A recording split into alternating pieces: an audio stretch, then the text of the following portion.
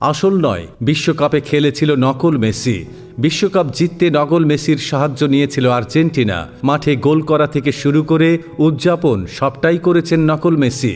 এবার এমনই অভিযোগ আনলেন উরুগুয়ের এক অ্যালেন গবেষক। শুধু মেসি নয়, তার সন্দেহের তীর ডি মারিয়ার দিকেও। বিশ্বকাপ জিততে নাকি একাধিক ক্লোন করা খেলোয়াড়ের আশ্রয় নিয়েছে আর্জেন্টিনা। এমনকি ফাইনালে এমবাপ্পের ক্লোন নামিয়েছিল ফ্রান্স। এমন দাবি এলিয়েন মানব খ্যাত ওই ব্যক্তির। কি বলছেন মিডিয়া, নাকি সবটাই গুজব আর পাগলের প্রলাপ? বিস্তারিত ভিডিওতে।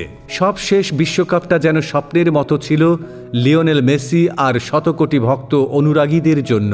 34 বছরের অপেক্ষা ঘুচিয়ে আর্জেন্টিনাকে বিশ্বকাপ জিতিয়েছিলেন তিনি। শুধু আর্জেন্টিনাই নয়, মেসির হাতে বিশ্বকাপ দেখার জন্য অপেক্ষায় ছিল পুরো ফুটবল বিশ্ব। ওর যা কিছু জেতা সম্ভব তা অনেক আগেই জিতে ফেলেছিলেন, শুধু অপেক্ষা ছিল বিশ্বকাপ। এই বিশ্বকাপ জয়কে কেন্দ্র করে কত হতাশার মধ্যে না পড়তে হয়েছে মেসিকে, তবুও হেরে যাননি তিনি।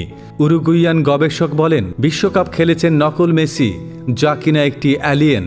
শুধু মেসি নয়, সাথে বিশ্বকাপ জিততে ডি মারিয়ার নকল ব্যবহার করেছে আর্জেন্টিনা। তবে শুধু দাবি করে চুপ থাকেননি তিনি, দিয়েছেন নিজের দাবির পক্ষে শত যুক্তি প্রমাণ। তার দাবি 2022 বিশ্বকাপে আর্জেন্টিনাকে জিততেই হতো, আর তা নিশ্চিত করতে দলে অনুরূপ একাধিকবার খেলার ব্যবহার করেছে আর্জেন্টিনা। বিশ্বকাপ ফাইনালে গোল করার দুই ফুটবলার মেসি ও ডি মারিয়া নাকি ছিলেন নকল।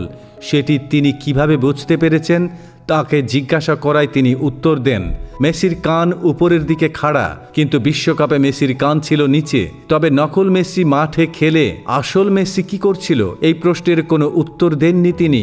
আর্জেন্টিনাকে 2022 সালে বিশ্বকাপ কেন জিততেই হতো, এর উত্তরটা ছিল আরও বিচিত্র। তার ভাষ্যমতে 2024 সালে আর্জেন্টিনায় পুরো বিশ্বের মানুষ থাকতে আসবে।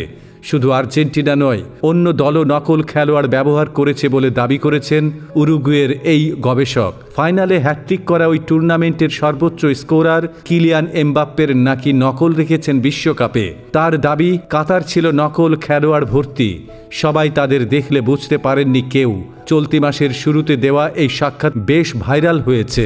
তার কথা গুরুত্ব দিতে দেখা যায়নি তেমন কাউকে, কেননা এমন উদ্ভট কথাবার্তা তিনি প্রায়ই বলেন।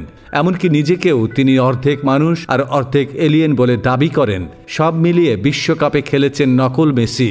তার করা এমন দাবি অনেকে গুজব, পাগলের প্রলাপ বলে উড়িয়ে দিয়েছেন।